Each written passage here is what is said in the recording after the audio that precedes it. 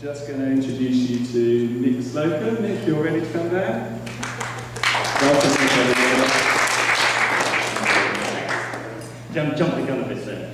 Oh, that's okay. Okay, guys, thank you, and lovely to see you all, and welcome, and good morning, and all that. I just want to I'm looking and talking about global and regional governance and operating framework of the Responsble Whale Watch Partnership. Jesus, where do I begin? I don't know really, but we'll start. What we're trying to do is here. We've heard over the last 26 hours an awful lot about why, where, when, regarding the Responsble Whale Watching Partnership. Now I want to talk about how a little bit. And the time, I think, for talking is rapidly coming to an end. And I believe that we now need to start the doing. And the doing, I think, is on the rise, whereas the talking is starting to get less. We always talk about vision a little bit. We talk about vision. I want to talk a little bit about need, just before I go through a few slides. We need an organisation that can show us how to be sustainable, but also financially viable. We need an organisation that can show us how we can manage our industry effectively from within. We need an organisation that will provide a platform from which we can promote our principles of sustainability, responsibility, and so on. The Responsble Whale Watching Partnership, or whatever we call it, is not a nice to have, it is a must have. We must, as an industry, leave no stone unturned, in my opinion, and I hope you all agree with me, no stone unturned in making this partnership one of the strongest forces for change as we move forward over the next few years. And we must leave absolutely no stone unturned. We must use all our energies to make this an utterly unique organisation that can make change within this industry that we all love and do well at it. So, what is the Responsble Whale Watching Partnership? I just want to very quickly go through that again. I know it's been done to death, but it is important because many of us see it differently. And it is quite interesting to see, my definition of it up there is the global representation of whale and dolphin watch operators dedicated to promoting the objectives of responsible and sustainable cetacean watching. I don't suppose there's anybody there who would disagree with me, but some of us do have a different definition. It's a group who subscribe to the notion of what is good for the animals is good for the customers and ultimately good for the operator. And of course, it is the rudimentary making of a whale and dolphin watching operators association in the very genuine sense of the word. What has the Responsble Whale Watching Partnership achieved to date? Again, we've talked about that, but I just want to remind you, we've created a tiered membership structure. There are other things as well that have been done, but we've created a tiered membership structure. We've we've had an invitation to the Brisbane meeting of the IWC Working Group on Whale Watching, and Melissa's here, I think, today, isn't she? Yeah. And we went down to Brisbane, and there were an awful lot of people who were flown down there by the IWC in order to contribute to their regional, to their new report on whale watching that they're putting together. We set up a steering committee, of course, and many of those members are here today.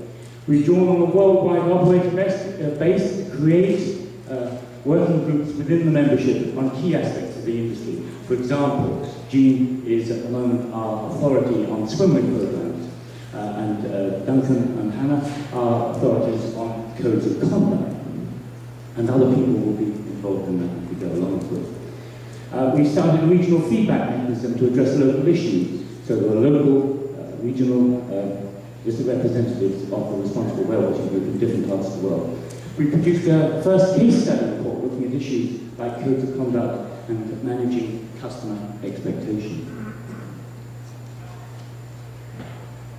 It's rather important, I think, that we just briefly look at the unique challenges to setting up this global network. Regional operators become very busy during the season. It's incredibly difficult sometimes during a busy season to be involved in something like this. And that's why the regional representation will be so important as we move forward. Small operators, of course, find it difficult to find funding to attend meetings such as this. And finding that money and for membership is very challenging, and for travel. Communication issues, response time frames, very, very difficult. We all know what it's like. We get these emails, do we respond to them in a timely fashion? Sometimes yes, sometimes no. Maintaining momentum is a real challenge for an organisation like this. We come here together, we're all highly fired up, and by the end of the afternoon, we're truly motivated, and we're ready to go off and do all sorts of exciting things. But maintaining that momentum will not be as easy as we think it will be. Achieving consensus is not always an easy thing. Sometimes when you've got a large group of people, trying to get an agreement on a particular issue or issues is not always easy. We all have different views, we all have different thoughts on that. What would we like to achieve going forward? Well, full regional representation. We have 4 people at the moment, I think, if I'm right in saying, 4 people in the regions who are representing Responsble Whale Watching. We need many, many more as we go forward. We have a transition to an association representing the interests of whale watchers worldwide. We are moving in this general direction. Now you might say, hang on a minute, where's it coming from with this association? When we were down in Brisbane, we had many meetings where we were talking about how this organisation would transition to a full Whale and Dolphin Watch Operators Association. Commitment to an accreditation mechanism, we have that. We're already talking about it. Self-funding capability, that's another thing that going forward, maybe this is an issue we need to look at more closely. How do we fund the Responsble Whale Watching Partnership going forward? How is that funded? Where do we get that funding from? A mentoring program, we've talked about that a great deal. Mentoring of new Whale and Dolphin Watch operators as they set up, and using the expertise that you guys have gathered over the years. Why invent the wheel?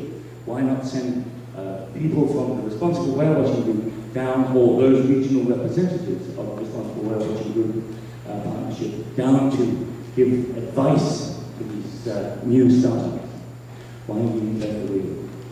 A video training archive, we've talked about that. Cindy and I have talked about that a lot. In fact, we talked about it in Australia a great deal. And lastly, creating a case study archive. This will help us create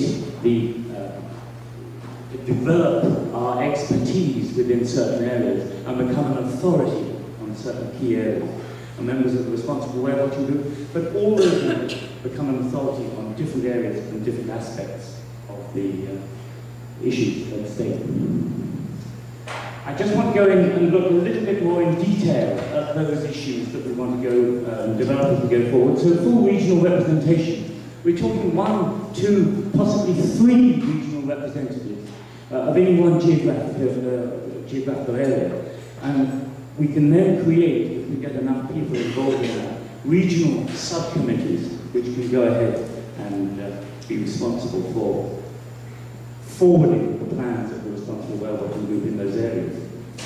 Those regional representatives may be empowered to solicit case studies, deliver mentoring, startup to startup, and administer accreditation protocol, and design local funding initiatives. We just talked about that.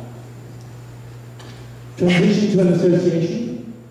If we were to transition to a full association, we could get position statements on contentious issues like whaling. What do we feel about whaling? We need to put that out in the public domain, captivity, and using something that's very dear to a number of people's hearts, certainly the smaller whale and dolphin watch operators, using the private Planet Whale name without authority.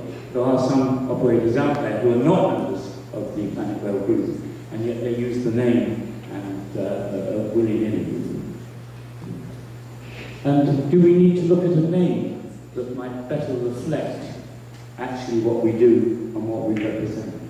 A commitment to an accreditation mechanism. We've talked a lot about accreditation. that global mechanism with regional administration and implementation. And if we get a number of regional representatives in the different geographical areas, those folks can administer and implement global administration, mechanism for accreditation, should I say.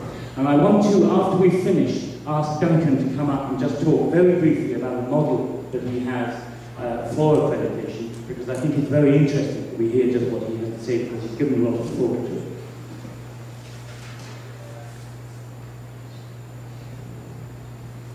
And self-funding options. This is something that we haven't really talked about in any great depth, but if we were to go forward with self-funding options, we'd be looking at the potential for core funding. We might find there are organisations that would provide us with core funding. And regional fundraising with our regional representatives, we get involved, they would get involved in regional fundraising initiatives. And of course there's membership fees as well that would contribute to that funding options. And then one last slide, I think. A mentoring program. Is that the next one? Next one, yeah. Okay. The next. Yeah, no, it's okay. We'll go with that. A mentoring program. We talked about a mentoring program. This would provide a resource for startups.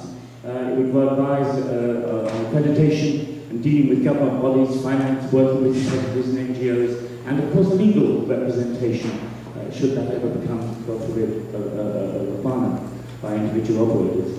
And regional representation and implementation again by regional teams for that mentoring program. Next slide.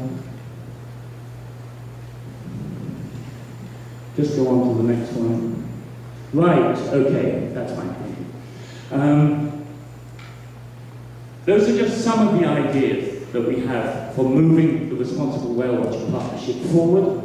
And if you contribute to give your support going forward, I will contribute my desire and willingness to put forward this 5-point action plan to move forward the way in which the Responsble Whale Watch Partnership can work in the future.